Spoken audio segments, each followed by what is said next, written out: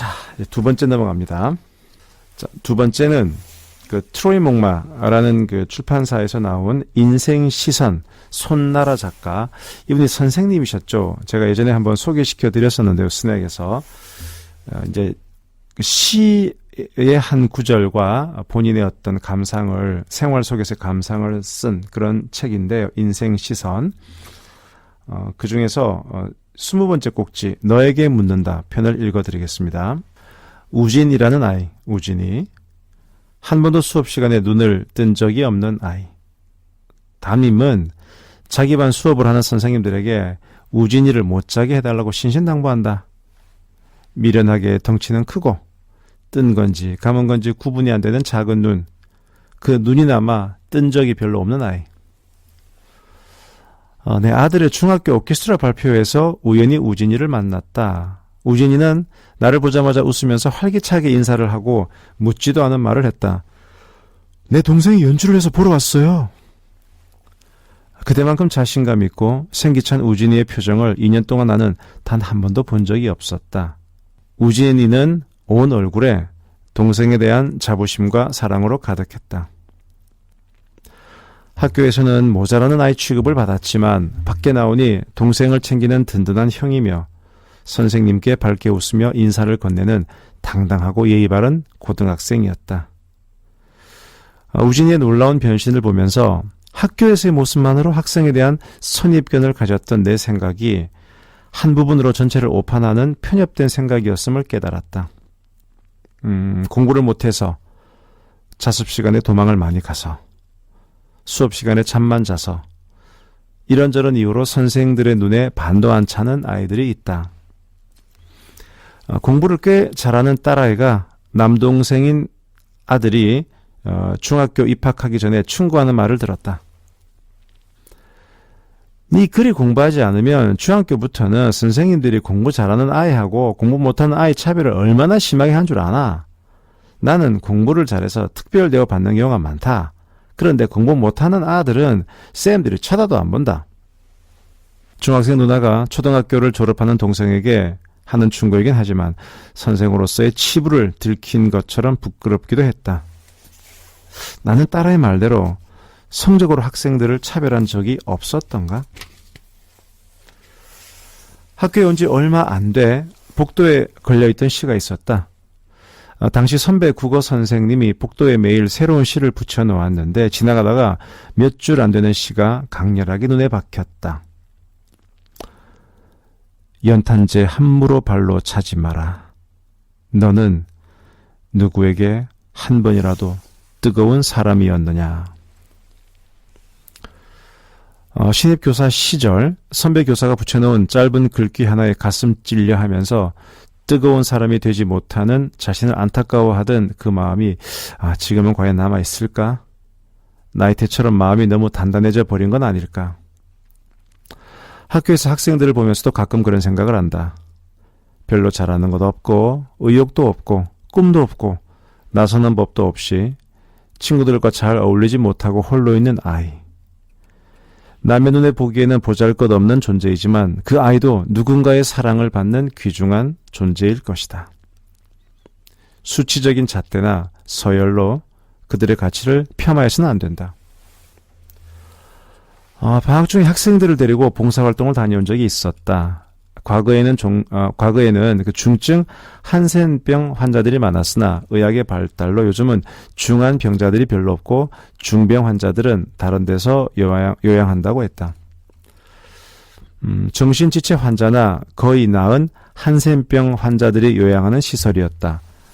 관계자는 직전 인솔 교사가 따로 지낸 데 대한 아쉬움을 이야기했다. 가기 전에 나도 봉사할 거라는 생각을 했기 때문에 별 거부감 없이 학생들과 같이 봉사 파트를 부여받고 봉사활동을 했다.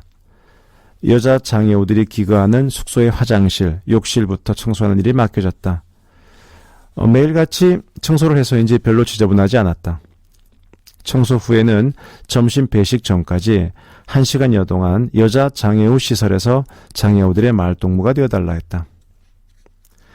어린아이부터 50, 60대까지 섞여있는 10명 남짓 되는 장애우들이 모여있는 곳으로 들어가자마자 당황스러웠다. 내가 이들에게 무슨 말벗이 될 수 있을까?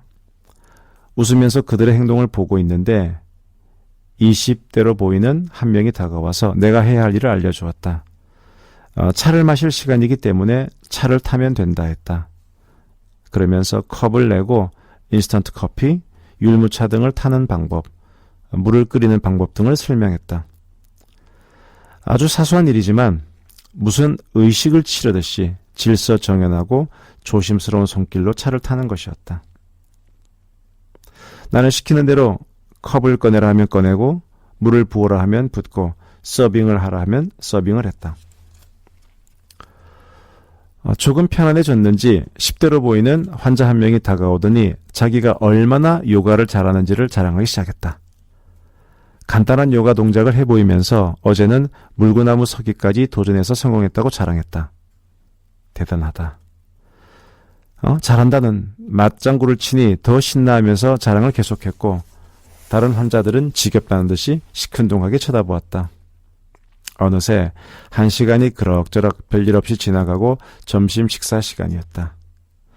다 먹고 난 다음 깔끔하게 그릇을 씻고 닦고 정리하는 일까지 정해진 절차가 있었다. 일상의 하나하나가 큰일 치르듯이 엄격하고 소중하게 행해졌다. 잠시 보고 온 다른 이들의 삶이지만 자신의 삶의 테두리가 아닌 다른 테두리 속에서 살아가는 사람들의 삶의 현장에서 같이 시간을 보낸다는 것은 인생의 시야를 확장시키는 방법이 아닐까. 학생과 교사, 학부모와 교사가 서로에 대해 불신이 깊어지는 이유는 무엇일까? 양쪽 모두의 책임일 것이다. 자기 자식의 대학 입학에만 혈안이 되어서 다른 아이들을 경쟁 상대로만 생각하고 학교와 선생님을 수단으로 여기는 극성 학부모, 아니면 무책임하다 싶을 정도로 자식을 학교에 맡겨두고 나몰라라 방치하는 학부모도 책임이 없지 않다. 또한 자기만 생각하는 이기적인 아이들, 무기력하고 의욕이 없는 아이들도 문제는 있다. 게다가 기능적이고 속물적, 이해타산적인 선생들의 책임은 또 얼마나 큰지 모른다. 미래를 위해서 공부를 하는 아이들에게 선생으로서, 부모로서 요구하는 것은 무엇일까? 어떻게 하면 경쟁에서 이길까? 어떻게 하면 남들보다 잘 살 것인가? 그 목표를 위해 쉴 새 없이 달리라고 끊임없이 자극을 준다. 이렇게 배운 아이들이 만들어가는 세상은 지금보다 더 냉랭하고 싸늘하지는 않을지 걱정이다. 연탄재 같은 존재가 되지 못하는 내가 부끄럽다. 연탄재같이 뜨거운 사랑을 나누는 사람이 그립다. 자, 여기서 이 안도현님의 연탄 한 장이라는 시를 읽어드리면서 마치겠습니다. 연탄 한 장. 또 다른 말도 많고 많지만 삶이란 나 아닌 그 누구에게 기꺼이 연탄 한 장이 되는 것. 방구들 선득선득해지는 날부터 이듬해 봄까지 조선 팔도 거리에서 제일 아름다운 것은 연탄차가 부릉부릉 힘쓰며 언덕길 오르는 거라네. 해야 할 일이 무엇인가를 알고 있다는 듯이 연탄은 일단 제 몸에 불이 옮겨 붙었다 하면 하염없이 뜨거워지는 것. 매일 따스한 밥과 국물을 퍼먹으면서도 몰랐네.